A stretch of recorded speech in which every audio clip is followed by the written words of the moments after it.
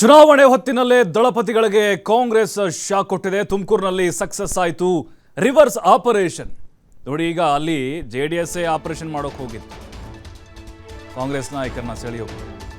ಈಗ reverse operation, ದಳಪತಿಗಳಿಗೆ ಡಿಚ್ಚಿ ಕಾಂಗ್ರೆಸ್ನಿಂದ. ತೆನೆ ಇಳಿಸಿ ಕೈ ಹಿಡಿಯಲಿದ್ದಾರೆ ಜೆಡಿಎಸ್ ಮುಖಂಡ ಎನ್ ಗೋವಿಂದರಾಜು. ಬೆಂಗಳೂರಿನಲ್ಲಿ ಸಿಎಂ ಡಿಸಿಎಂ ಸಮ್ಮುಖದಲ್ಲಿ ಸೇರ್ಪಡೆಯಾಗ್ತಾರೆ ಗೋವಿಂದರಾಜು. ನೂರಾರು ಕಾರ್ಯಕರ್ತರೊಂದಿಗೆ ಕೈ ಹಿಡಿತಾರೆ, ತೆನೆ ಇಳಿಸಿ ಕೈ ಹಿಡಿತಾರೆ. 3 ದಿನಗಳ ಹಿಂದೆ ಗೋವಿಂದರಾಜು ಜೊತೆ ಗೌಪ್ಯ ಸಭೆ ನಡೆಸಿದ್ರು ಕೈ ನಾಯಕರು. ಪಕ್ಷ ಸೇರ್ಪಡೆಯಾಗುವಂತೆ ಆಹ್ವಾನಿಸಿದ್ರು ತುಮಕೂರು ನಾಯಕರು. ಒಬಿಸಿ ಮತ ಸೆಳೆಯುವ ನಿಟ್ಟಿನಲ್ಲಿ ಗೋವಿಂದರಾಜುಗೆ ಕೈ ಗಾಳ ಹಾಕಿದೆ. ಯಾಕಂದರೆ ಲಾಸ್ಟ್ ಟೈಮ್ 2023 ವಿಧಾನಸಭಾ ಚುನಾವಣೆಯಲ್ಲಿ ತುಮಕೂರಿನಿಂದ ನಿಂತ್ಕೊಂಡಿದ್ರು ಎಲೆಕ್ಷನ್ಗೆ ಗೋವಿಂದರಾಜು. ಅವ್ರದ್ದೇ ಆದಂಥ ವೋಟ್ ಬ್ಯಾಂಕ್ ಇದೆ. ನೋಡಿ, ಒಬ್ಬ ಮುಖಂಡ ಇರ್ತಾರೆ ಅಂತ ಹೇಳಿದ್ರೆ, ಪರಾಜಿತ ಅಭ್ಯರ್ಥಿ ಇರ್ತಾರೆ ಅಂತ ಹೇಳಿದ್ರೆ ಯಾವುದೇ ಪಕ್ಷ ಇರ್ಬೋದು, ಅವ್ರದ್ದೇ ಆದಂಥ ಒಂದು 10-15 ಸಾವಿರ ಅಂದ್ಕೊಳ್ಳೋಣ್ರಿ, ಕಡಿಮೆ ಅಂದರು ಒಂದು 20-30 ಸಾವಿರ ಹೋಗಲಿ, ಇಷ್ಟಾದರೂ ಇದ್ದೇ ಇರುತ್ತೆ ಖಂಡಿತವಾಗ್ಲೂ. ಹಾಗಾಗಿನೇ ಈಗ ಗೋವಿಂದರಾಜುಗೆ ಗಾಳ ಹಾಕಿದ್ದಾರೆ. ಸಕ್ಸಸ್ ಆಗಿದೆ. ಮೊನ್ನೆ ಕೂಡ ಗೌಪ್ಯ ಸಭೆ ನಡೆದಿತ್ತು KN ರಾಜಣ್ಣ ಅವ್ರ ಮನೆಯಲ್ಲಿ. ಪರಮೇಶ್ವರ್ ಕೂಡ ಭಾಗಿಯಾಗಿದ್ದರು. ಗೋವಿಂದರಾಜು ಕೂಡ ಈಗ ಕೈ ಸೇರ್ಪಡೆ ಆಗ್ತಿದ್ದಾರೆ. ಇವರ ಸೆಳೆಯುವ ಹಿಂದಿನ ಉದ್ದೇಶ ಅಂತ ಹೇಳಿದ್ರೆ OBC ಮತಗಳನ್ನು ಸೆಳೆಯುವುದು. ಯಾಕಂದರೆ ಅವರು OBC ಸಮುದಾಯಕ್ಕೆ ಸೇರಿದಂಥವರಾಗಿದ್ದಾರೆ.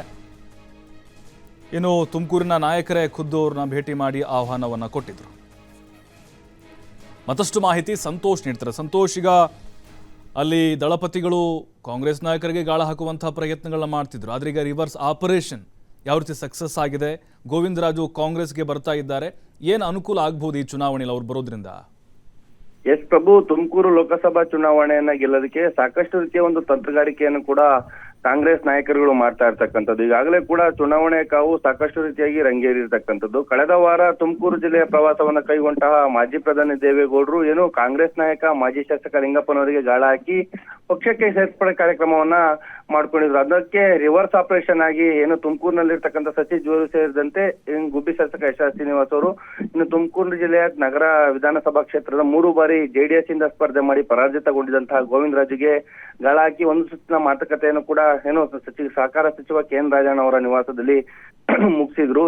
ಜೊತೆಗೆ ಆತನಿಗೆ ಪಕ್ಷ ಸೇರ್ಪಡೆ ಆಗುವಂತೆ ಆಹ್ವಾನವನ್ನ ಕೂಡ ಕೊಟ್ಟಿದ್ರು. ಜೊತೆಗೆ ಏನು ಈಗಾಗಲೇ ಕೂಡ ಮೈತ್ರಿ ಮಾಡ್ಕೊಂಡಿರೋ ಹಿನ್ನೆಲೆಯಲ್ಲಿ ಬರುವಂತ ಮುಂದಿನ ದಿನಗಳಲ್ಲಿ ಏನು ಬಿಜೆಪಿ ಈಗಾಗಲೇ ಹಾಲಿ ಶಾಸಕ ಜ್ಯೋತಿ ಗಣೇಶ್ ಇರೋದ್ರಿಂದ ಹಂಗೆ ಮೈತ್ರಿ ಕೂಡ ಮುಂದುವರೆದಂತ ಸಂದರ್ಭದಲ್ಲಿ ಮುಂದಿನ ದಿನಗಳಲ್ಲಿ ಅಂದ್ರೆ 2028ಕ್ಕೆ ತನ್ನ ಅಂದ್ರೆ ಶಾಸಕರಾಗ ಕೂಡ ಅವಕಾಶ ಸಿಕ್ಕಲ್ಲ, ಮತ್ತೆ ಅಭ್ಯರ್ಥಿ ಆಗ ಕೂಡ ಆ ಒಂದು ಅವಕಾಶ ಸಿಗೋದಿಲ್ಲ ಅನ್ನೋ ಒಂದು ನಿಟ್ಟಿನಲ್ಲಿ ಆತನಿಗೆ ಮನವೊಲಿಸೋ ಒಂದು ಕೆಲಸವನ್ನ ಕೂಡ ಮಾಡಿದ್ರು. ಅಂದ್ರೆ ಕಾಂಗ್ರೆಸ್ ಪಕ್ಷಕ್ಕೆ ಆಹ್ವಾನವನ್ನು ನೀಡಿದ್ರು. ಬಂದಂತ ಸಂದರ್ಭದಲ್ಲಿ ಅಂದ್ರೆ ಸರಿಯಾಗಿ ನಡೆಸ್ಕೊಂತೀವಿ ಪಕ್ಷದಲ್ಲಿ ಅನ್ನೊಂದು ಮಾತನ್ನು ಕೂಡ ನಡೆಸಿದ್ರು. ಇದಕ್ಕೆ ಆತ 2-3 ದಿನಗಳ ಕಾಲವನ್ನು ಕೂಡ ಪಡೆದಿದ್ದ.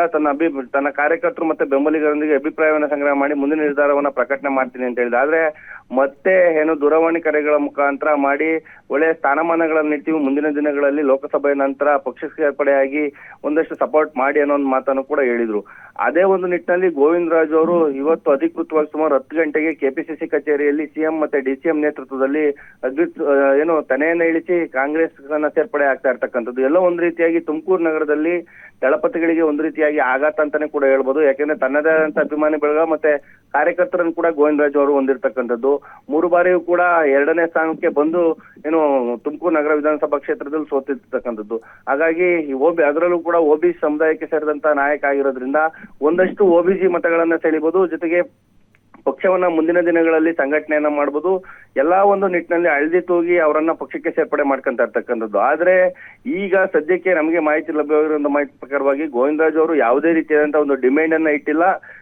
ಏನು ಪಕ್ಷಕ್ಕೆ ಎಲ್ಲ ಪಕ್ಷದ ಸಿದ್ಧಾಂತವನ್ನ ಒಪ್ಪಿ ಪಕ್ಷ ಸೇರ್ಪಡೆ ಆಗ್ತಾ ಇದ್ದಾರೆ ಅಂತ ಹೇಳ್ಬೋದು. ಈ ಒಂದು ಆಪರೇಷನ್ ಅನ್ನ ಏನು ಸಚಿವ ಪರಮೇಶ್ವರ್, ಗೃಹ ಸಚಿವ ಪರಮೇಶ್ವರ್ ಜೊತೆಗೆ ಸಹಕಾರ ಸಚಿವ KN ರಾಜಣ್ಣ ಜೊತೆಗೆ ಗುಬ್ಬಿ ಶಾಸಕರಾಗಿರ್ತಕ್ಕಂಥ ಶ್ರೀನಿವಾಸ್ ಅವರು ಕೂಡ ನೇತೃತ್ವವನ್ನು ತಗೊಂಡಿದ್ರು.